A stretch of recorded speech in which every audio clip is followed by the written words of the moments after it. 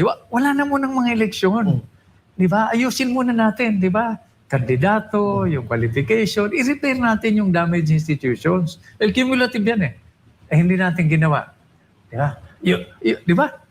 Ito nga ang pangamba namin, Ina, no? Tony Freddy. Sorry baka naman nasusobra na. Hindi, go ahead po, go ahead. We're all ears. Di Yes ba? po. Yun ang asikasuhin natin dahil kung umabot na naman tayo ng 2028 at hindi nagamot itong palalim na sugat politika, di ko walang katapusan na naman na habulan at the expense of public interest. Diba? Kung sinaktan mo yung mga nasa opposition ngayon, nagtatakutan na eh. Ngunit pag-upo nila, sila naman. Tinatanong ko ano ang motibo o kaya sinasabi sa akin motibo ni Senator Lacson kasi sabi niya I crossed the line kaya araw-araw ako na lang at exclusive ako ang binabanatan. I trusted him. Paano po niya sinabi sa inyo? Parang it's about time na i-character assassination natin yung ating executive secretary. Invited ka naman ho, Mr. Ping Lacson. Puntahan mo lang ho yung Taguig para makita mo kung meron ho talagang flood control na anomalya. Sa ganda ho ng Taguig, ginagawa ho nyo pa ng issue, sabi ni Aling Ledesma. Kaya patunayan nyo yan. Kaya hinahamon ka na si Senator Cayetano, pumunta ka ho sa Taguig, tignan mo kung meron flood control. Ang dami-dami hong binabahang lugar sa Kamaynilaan. Hindi nyo ikutin. Bakit sinisingle out nyo yung Taguig? Pero bago natin pasadaan lahat ng mga issue ngayon, andyan po yung join button. Pumindot ho kayo at sa dulo ng ating video, syempre, yung shoutout segment natin, hindi magtatapos hanggat hindi tayo nakakapag-shoutout. Simulan natin dito. Oo, lumabas na ho daw yung talent manager at nagsalita na. Oo, ang haba-haba ho ng kwento. Talaga parang script na ginawa sa pelikula na yan ang sasabihin mo. Mamaya, bago magtapos ang ating video, ihalatag natin kung ano yung malalaman nyo, kung ano yung script na sinabi doon. Mantakin nyo ito lang yan. Kung yan ay tunay na jugaw o nagbebenta ho ng laman ng babae, bakit hindi nyo hinarap ang mga artista na sinasabi nyo? At bukod dito, bakit tinatago nyo yung muka? Diba? Kung yan ay talagang gusto nyo, isang expose, ilabas nyo. Ang haba ho ang sinabi ng jugaw. Ito pa ngayon. Pumunta ka sa Taguig kasi, Mr. Pinky. At ito, may babala na ho, nanawagan na ho ang dating mandirigma na si Gringo Hunasan. Resolbahin nyo. Itong malalimang sugat ng politika. Alam nyo, sa panahon ngayon, repeat the history kasi ang nangyari. Nung panahon ho ng tatay nito ni Ngagba, ganyan din daw ho ang nangyari at kwento ng matatanda, mas matindi pa daw dyan. Kaya nga ang nangyayari, sabi ni Aling Ledesma, parang silent martial law. Kung kritiko ka ng gobyerno at hindi ka sumusuporta at sa tingin nila balakid ka sa pagkapanalo nila kung sino man i-endorse nila pagdating ng 2028, tapos ang karir mo. Gagawang ka nila ng kwento. Diba? Mamaya, papakita natin yung sinabi ni Senador Alan Peter Cayetano dito kay ano. Ngayon, ito ho, meron hong pangamba na itong dating House Speaker na meron pinapatamaan mga kongresista, yung mga naging aso at tuta nila, na sana naman daw, alalahanin mo yung tulong ko sa'yo, pati sa pamilya mo. Aray ko, nagkasumbatan na. Kilala niyo yun? Type niya sa comment section. At Ombudsman, Papit ng Malacanang, yan ang pahayag dito. Dahil sa umiinit ho na usapin patungkol sa politika. So simulan natin dito sa revelasyon. Revelasyon, mamaya na siguro yung revelasyon.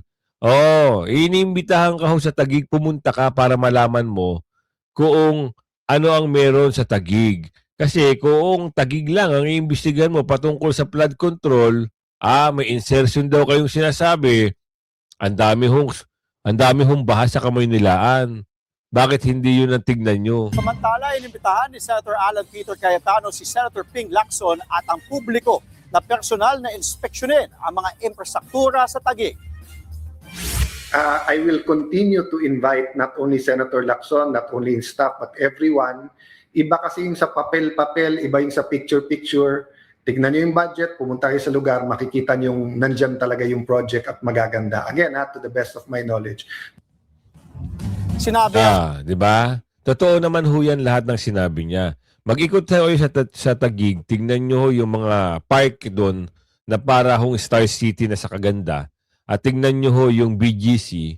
Although yung BGC ho ay dinevelop ng mga, siyempre, negosyante, wag ho nyo titignan yung baha. Dahil yung flood system sa Taguig ay napakaganda. Ilan ho ang pumping station dyan? Baka hindi nyo ho alam. Ang laki ng mga pumping station dyan. Bukod doon, maayos ho yung mga drainage system. O, pumunta ho kayo sa mga ilog around lower part ng Taguig, Santa Ana, papunta ng Pateros. Tignan nyo ho yung mga filing ng mga bakal sa gilid-gilid ng mga ilog dyan. Kung gaano katataas. Tapos hahanapan nyo ng butas. Huwag ganun. Di ba?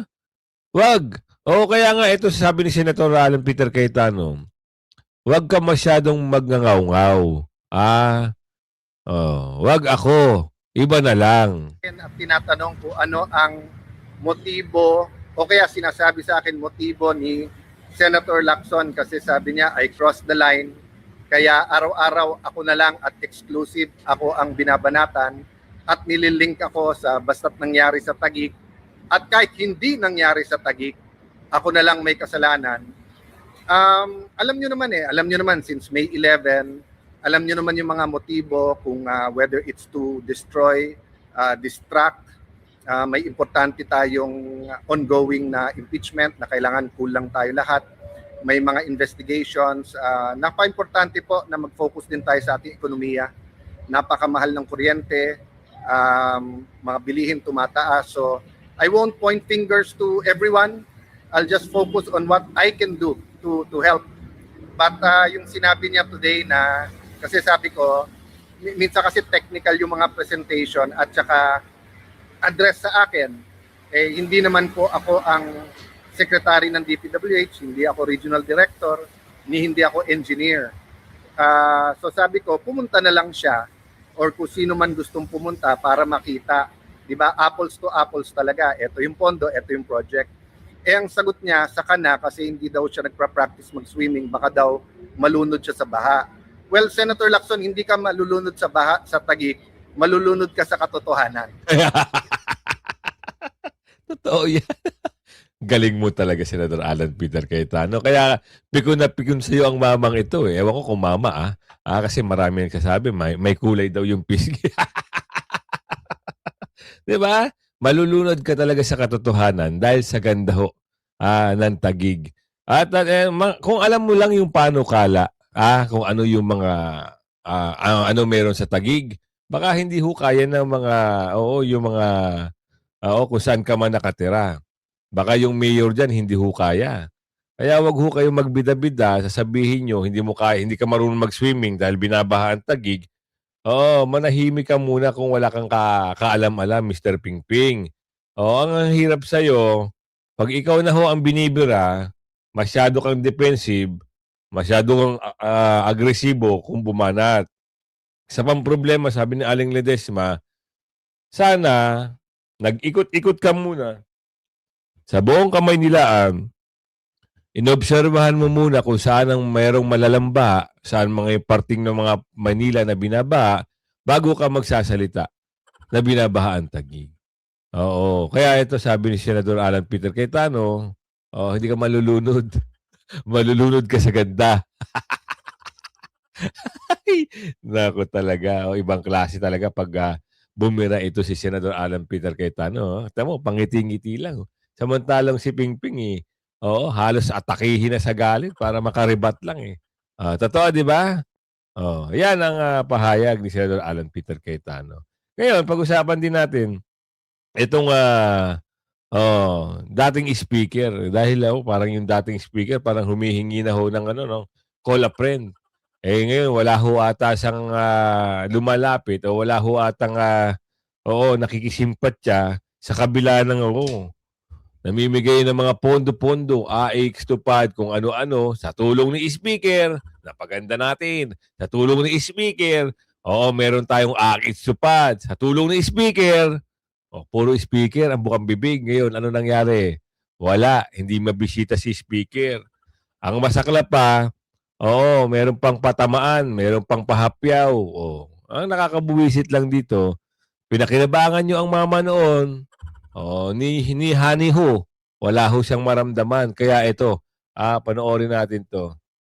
Ano ba yan? Ubus na ang alin. Dating speaker, Mark, question.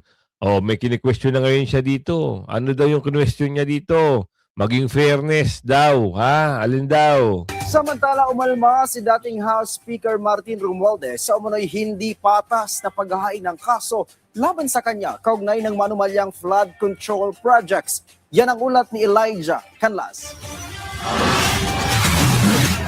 Question ni former House Speaker Ferdinand Martin Romualdez ang patuloy na paggamit ng Office of the Ombudsman sa mga testigong discredited na umano at kasalukuyang nahaharap sa mga kasong cyber libel at perjury. Sa isang pahayag ng dating leader ng Kamara sa media, hiling lang umano niya ang pantay na hustisya kasabay ng pagdududa kung maituturing pa bang makatarungan ang investigasyon lalo't kung ang mga pangunahing pahayag laban sa kanya ay mula sa mga individual na nauna ng pinalagan at kinasuhan ng gobyerno. Ang mga tinutukoy na testigo ni Romualdez ay ang 18 ex-bodyguards ng fugitive former lawmaker na si Zaldico at ang kanilang abogado na si Attorney Levito Balicod. Ayon sa Department of Justice, formal nang naisampa ang mga criminal complaints para sa perjury at cyber libel laban sa nasabing grupo sa 4 na regional trial courts sa Metro Manila.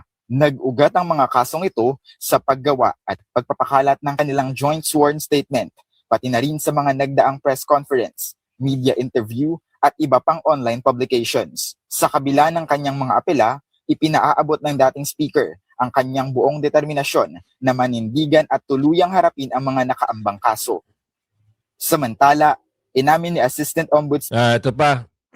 Ito tayo humahimihingi ho ng patas ng tipaklong. Nauna pa nga si Senador Marcoleta kaysa sa iyo, patas ka ng patas. 'Di ba? Matagal na hong pinag-uusapan 'yan. Ngayon, hindi nyo matanggap na tinataraydor ka ni Sanpit. Anong gagawin natin dyan? Hindi kayo magbardagulan kung ako sa'yo, kung ako dito kay Martin. Total naman, ikinanta na ni Saldico, itong si Ngagba, ikanta niya na rin. Oo, mula A to Z. Kung ano yung magandang kanta, mag-merge sila ni Saldico. Ilaglag nila. Yun lang ang kanilang rito. Para maka sila sa issue, malaking issue kasi ito Ngayon, di ba kinanta ni Saldico kung sino yung mastermind, sino yung nagpapa-insert. Bakit hindi sila mag-usap dalawa? Ilaglag nila si Ngagba. Para si Ngagba ngayon ang punteriyahin ng sambayan ng Pilipino. Di ba? Kung ganyan, nagtatago siya at ngaw-ngaw lang siya sa mga yan. Kaya hindi nga nagipapa-interview. Puro ganyan lang kasi nga may tagapagtanggol. Saan? Media. Malaking pera, sabi ni Aling Ledesma. Diba? Ganun lang yun. Sisipin nyo mabuti. Bakit hindi lumalabas? Siyempre. Baka kamali ng mga pananalita lalo magkalintik-lintik. Totoo, di ba? Ang problema nito, malaki ho ang papel nilang dalawa ni Saldico at ni Martin. Ngayon naghihingi ng pantay. Pantay daw. Hindi nga pantay yung ginagawa Nauna pa yung mga ibang tao kaysa sa'yo. Dapat ikaw ngayon nasa oblo Diba? Kagaya nito, sabi nung isang binanatan niya. Yung isang aso niya. Sino ba yun? Nagparinigan na sila. Ano yung niya, yung tawag doon, yung parinig na yun. Yung sabi, that's the mean because you are the most powerful person in the government. Bumanat si Barbers. Kasi binanatan siya ni Binanatan siya ni Martin Sabi, para kay dating Representative Ace Barbers. Ito papakita natin sa inyo. Binanatan siya ni Martin. Oo. Ayan o, sabi o. Para kay dating Representative Ace Barbers, I treated you as my body and I have entrusted you with many things. Do not forget the favor I extend to you dahil in-enjoy mo naman lahat ng binigay ko sa'yo. Aray ko, kita nyo, may kasumbat pa. In-enjoy mo naman pala. Oo. Sa buong pamilya mo at sa iyong distrito, huwag kang magmalinis. Hindi pa tapos ang laban. Ako, bakbakan, traidura na. Traidura na ba ito? Nagtatanong lang ho kami, ha? Ngayon, sumagot naman ho itong si Barbers. Ang sabi ni Barbers ngayon dito, does that means because you are the most powerful person in the government and because you were able to get X amount of votes. Sino ba binanatan niya dito? Does that give you a license to commit all this violation? Sa aking palagay, hindi ito. Hindi ito, iba to. Medyo hindi iyon ang intensyon na gumawa sa sariling batas, saligang batas. Sa ating, the Constitution does not exempt anyone from accountability. Patama niya ito kay VP Sara. Malamang ito. Gusto kong makita yung yung sagot niya dun eh. Sagot ni ano ba yan? Fake news ba yan? Hindi natin alam Kasi hindi yan lalabas kung wala ho nangyayaring mga patamaan. 'Di ba? So siguro nagalit na dito si Martin, 'di ba? Para sa dating Representative Barbers, ayun pinagkatiwalaan daw siya. Masaklap nito. Ngayon, humihingi ho ng simpatya. Siyempre, naiipit na hot seat eh. Wala man lang ni Hani ho, hi, hey, Mr. Speaker, kamusta na kayo? Pero dati ho, marami ho dyan mga congressman na nakinabang dito kay Martin. Oo, laging bukang bibig nila eh. Nang dahil kay Martin, kay Speaker, meron tayong tupad. Nang dahil kay Speaker, meron tayong AIX. Nang dahil kay Speaker, meron tayong magandang kalsada. Ngayon, wala. Hirap tanggapin kasi kung halimbawa, ikaw ba nang ipapakulong ng pisan mo? Lalapit ka pa ba dito? Baka madamay ka. So dito natin malalaman kung totoo lahat ng mga sinasabi ng Pangulo at totoo yung mga ginagawang hakbang ng ombudsman. Kasi magtataka ka, matagal na pag-uusapan yan, the big piece, the big piece, the big piece. Wala. Puro kalokohan na lang ata ang nangyayari, sabi ni Aling Ledesma. Tsaka isang patunay na lang yan, bakit nasabing ang tagal-tagal ng progreso pag-usapin kay Balulong. Inuna pa ho nila si Senador Marcoleta, inuna pa nila si Jingo Estrada, inuna pa nila yung mga pinapahanap nila. Ngayon, may balita ngayon, pati si Senator Loren Legarda. Mas mauuna pa. Anyway, napag-usapan naman natin yan. Dito tayo sa lumantad na ho itong eksklusibo ito. Lumantad na ho itong witness di umano o isang talent manager nag-reveal. Pero nagtataka ka, bakit ho natago yung mukha? Kasi normally pag mga ganyan, di ba, pinapakita nila sa media yung mukha. Tapos sinasabi yung mga pangalan, sinasabi yung kung sino yung mga kasama. Ngayon dito hindi, mahaba yung script ang nakita natin. Tapos, ang tinuturo dito, libiste at paras. Isang malaking katanungan para sa atin. Ano ho kinalaman ni Jing Paras? Ano rin kinalaman ni Kong Libiste patungkol dito sa gustong ipa-frame up?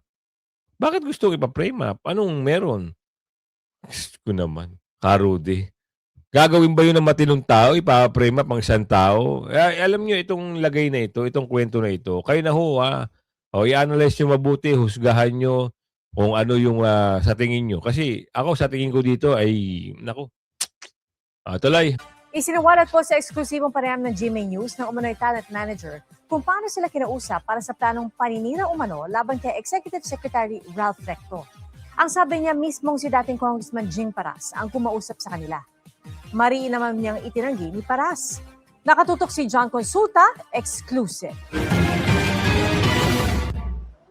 Sa pag-iimbestiga ng National Bureau of Investigation o NBI sa plano umanong paninira kay Executive Secretary Ralph Recto, kabilang umano sa mga hawak nilang ebidensya ang cellphone ng umano'y talent manager na kausap raw ni dating Congressman Jing Paras. Sa eksklusibong panayam ng GMA News, ipinakita ng abogado ni Ken ang screenshots ng kanilang pag-uusap. Late na na-delete nila yung mga conversation namin kasi it was already screenshot by the NBI. Kita nyo Kung ito ho sikat na jugaw, tingnan nyo yung kutis.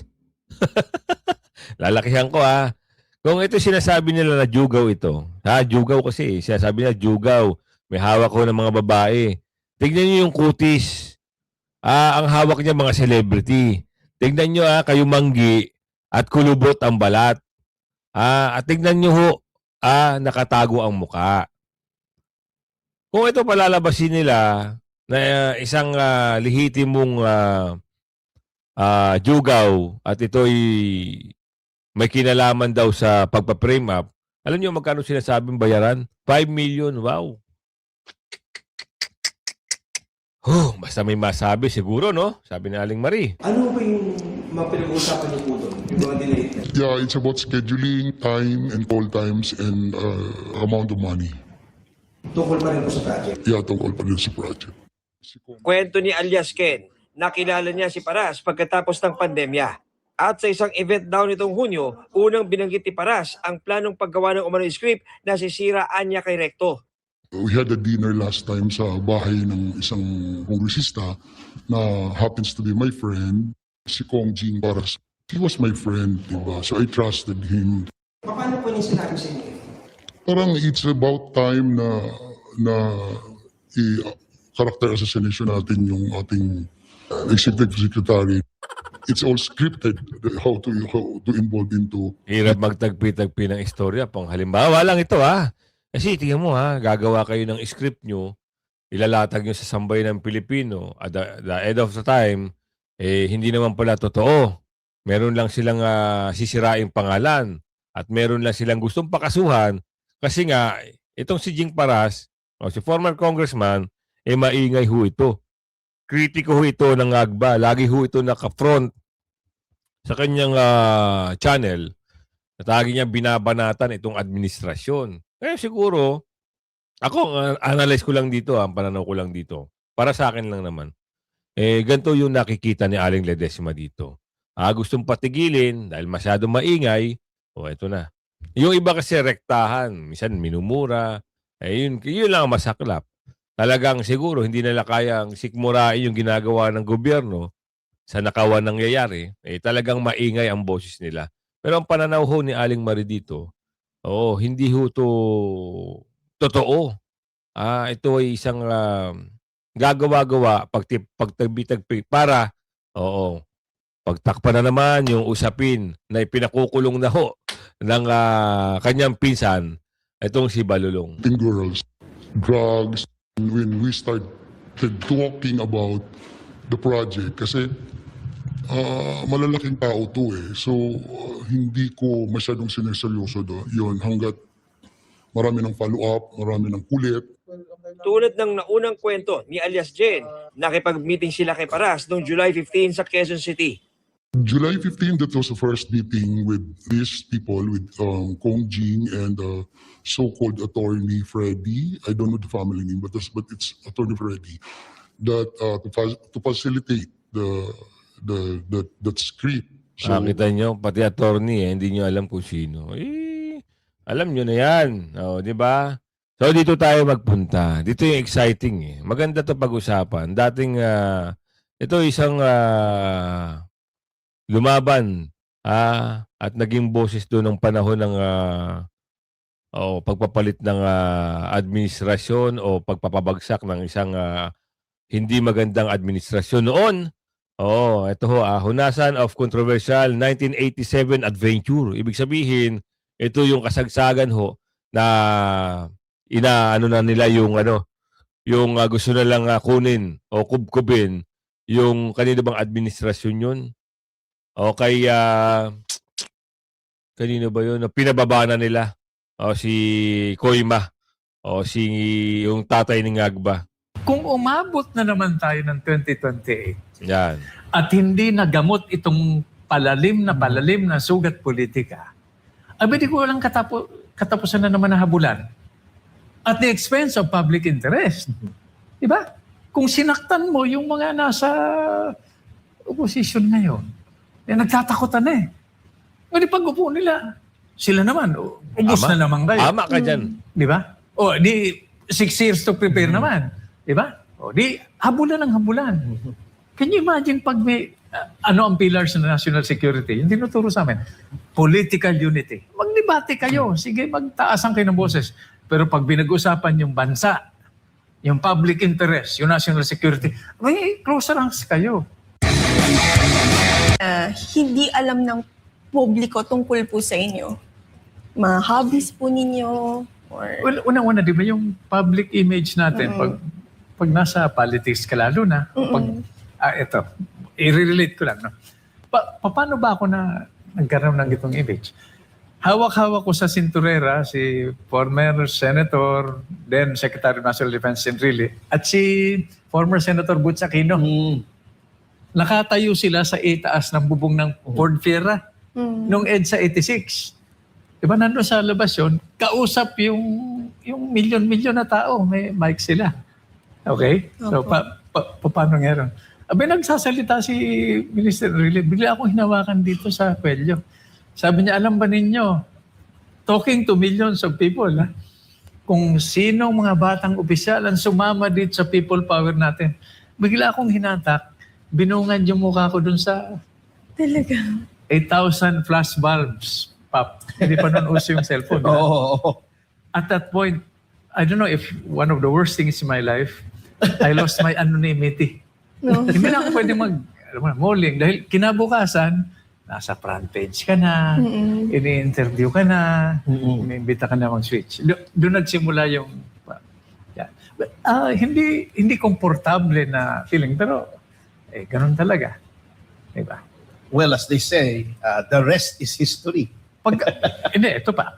Pinakatakot ako noon nung tumawid kami from Procurement to Aguinaldo. Dahil ang tingin sa sundalo noon parang mga private army, ng mga nakaupong mga politiko. No?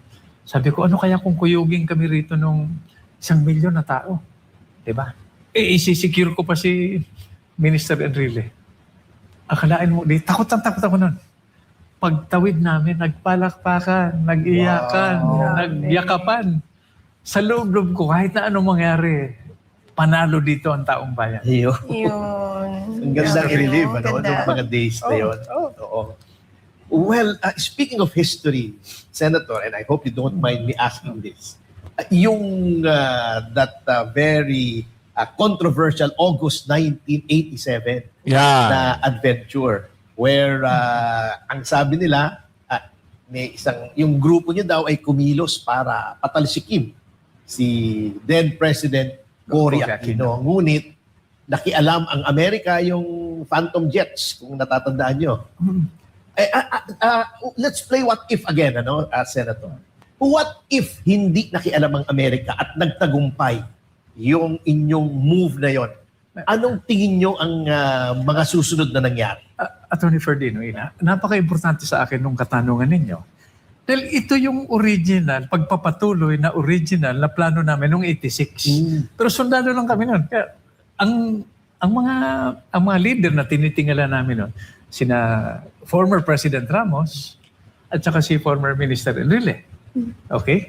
So sabi namin, siguro sir, after this, di ba? Dahil may depekto na yung sistema. Institutions, damage, etc. May corruption din, no? Sabi na, ba't hindi kayong imungkahin ninyo na magbuo ng National Unification Council? Kasama si President Cory, Cardinal Sin, kayo kung anong papel ninyo, para ayusin muna yung institutions. Yung nga, Attorney Ferdy, ang what if, ha? Kung natuloy yun, dahil historically, pag magbalik tanaw tayo, we have been doing the same things over and over again, politically, economically, even in terms of national security. and expecting a different result. Di ba may tawag doon, Atty. Ferdy? Insanity. Or stupidity. Freedom Constitution, 40 years ago. Itong Constitution, sa ligang batas natin, di ba? Revolutionary government. Ano ang isa sa unang ginawa natin? Nag-election tayo. Hindi mo natin re-engineer yung COMELEC para, alam mo na, ayusin yung database, para mabawasan naman o ma-minimize yung dayaan. Hindi masyadong maraming gastos, patas na laban. Kung yung 87 at 89, ituloy ko na, Atty. Ferdy, yun pa rin ang mungkahin namin. Ito na nga nakakatawa. Di ba? Ang tawag sa ginawa namin noon, coup. Sabi ko naman, kayo naman, sobra naman kayo. Pag nakinabang kayo, ang tawag ninyo ay people power. Double standard. Pag kayo ang dahilan kung bakit pinagpatuloy, ang tawag nyo coup. Ang coup is a power grab. Hindi naman kami power grabbers, di ba? Coup yun. Tinanong namin yung NEDA nung panahon ni President Cory. Sabi nila, sinira yung economy. Tinutuloy ko na. Di ba? Sinira na yung economy. Tinanong namin, sabi namin, ma'am, cabinet, I will not mention her name, baka alam mo na. Did we really damage the Philippine economy because of the uprisings? Alam mo, sabi sa amin, Atty. Ferdy, gentlemen, you are not that good. So hindi pala naapektuhan. Damage the economy. Palubog na dahil laging gumulo na naman ang politiko, pinabilis lang ninyo. O di, nag-uprising uli kami. So, yun ang mga lessons learned. So, balik tayo. National Unification Council, Unify. Wala na munang mga eleksyon. Di ba? Ayusin muna natin, di ba? Kandidato, yung qualification, i-repair natin yung damaged institutions. Well, cumulative yan hindi natin ginawa. Di ba? Di ba? Ito nga ang pangamba namin, no? Sorry. Sorry baka naman nasusobrang. Hindi, go ahead po, go ahead. We're all ears. Yes. Di ba? Yun ang asikasuhin natin dahil kung umabot na naman tayo ng 2028 at hindi nagamot itong palalim na sugat politika, di ko walang katapusan na naman na habulan at the expense of public interest. Di ba? Kung sinaktan mo yung mga nasa opposition ngayon, nagtatakutan na Hindi pag-upo nila, sila naman, ubos na naman kayo. Di ba? Yun ang maganda. Hindi naman kasi talaga kaaya-aya yung mga pinagagawa nitong mga nasa majority. Yung oposisyon, nananatiling ba tahimik lang naman sila, dapat nasa tama lang, hindi sila binabraso. Kaso, ang nangyayari, binabraso. Kaya nga, ito, tama rin sinasabi ni former, ano ba, naging general ba ito si Honasan? Hindi ko lang sure. Ang lumaban sa dating yung mga mandudorobo. Kaya kagaling din na itong mamang ito. Kaya kung umabot ka sa video na ito, ako naman ay maglalambing. Please like and share yung video at puntahan nyo yung meron ho tayong live mamaya. Puntahan nyo ho mamaya. Shoutout kay Ma'am Adriana Sarciso, Isaac Rashid, Lifeline, shoutout po sa iyo. Ma'am Damanusan, Ma'am Winnie Cuadera, Edgardo Gonzales, Darlene Narvino, shoutout po sa inyo. Jonalisa Hamalya, Elizabeth Taxibay, Benjamin Reyes, Destiny, Joey Bregola, shoutout po sa iyo. Renny Cirilo, Evelyn Maceda, at F, shoutout po sa iyo. Ruby Yango, Edsel Yon Vargas, Chodorico Gutierrez, Daddy Search, Antonio Lat, Johnny Merioldan, Herman Bentaliano, Aya Villegas, Cyril Ichan, shoutout po sa inyo. Isagani Pawaran, Jocelyn Peria, Cecilia Aliden, Roel Lotero, shoutout po sa inyo. Ma'am Jean Rose Solen, Billy Javier, Jed Baha, Winnie Codera muli, Esteban Wakdagan, shoutout po sa inyo. Jocelyn Peria, Adana Narciso ulit, Aidan Narciso, Daddy Circo, Alejandro Ehara, Evelyn Maceda, William Lazaro, Jocelyn Peria, Elarde Villanueva, shout out po sa inyong lahat. At Jose Asumolo, John Luis Alfomon, Emmanuel Ogao, Abri Urbano, Flo Avellana, Jose Asmulo, Abdul Mac Israel, Daddy Serge, Ate Peng, May Culayon, ay si May Culayon, no? Antonia Ahat, yan. Shout out po sa inyong lahat. Hanggang sa muli ho, at abangan nyo yung ano ba tawag doon? Hearing mamaya, confidential pan. Day 11 na ho. Hanggang sa muli, bye-bye.